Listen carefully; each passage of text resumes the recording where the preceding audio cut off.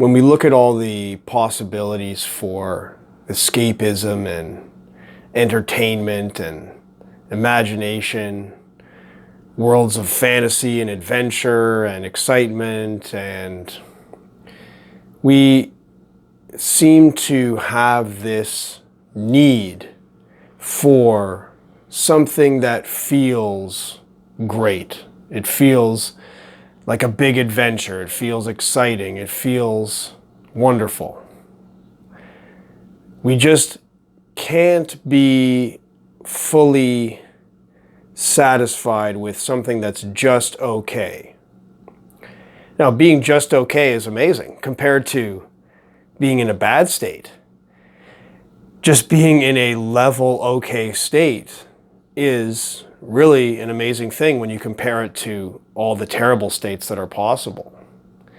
But it seems like just being okay is not enough. And when we look at all our opportunities for escapism and entertainment and excitement, it seems like they're somehow filling a need, a desire for something that feels wow. We need some kind of that sense of wow.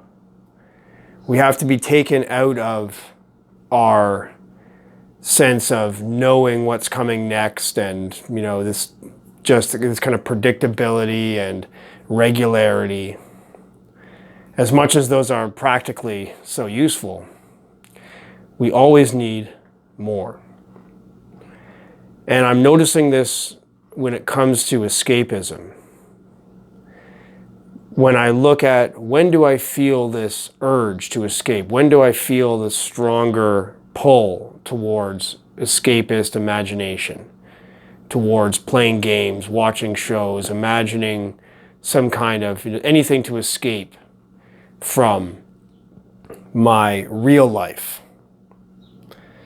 It seems that when I accept and decide that just being mediocre is okay, that my life will be mediocre, that I have, here's a certain range of possibilities for my life, and okay, that's my life. I will do this certain okay thing, my life will be okay, and it'll be defined within this particular boundary, and whatever, it'll be all right, maybe not amazing, maybe not wow, but okay, my life will be okay. And here it is, I accept that this is all I will have in my life. As soon as I have that feeling and that decision to be okay with being just okay, to accept that it's okay to not have any wow and greatness and adventure and excitement, and maybe there'll be some, but within this sort of tame boundary of this is what I can expect. As soon as I go into that state of mind, that's when the feeling of wanting to escape, of being attracted to escapist fantasy, that's when it hits.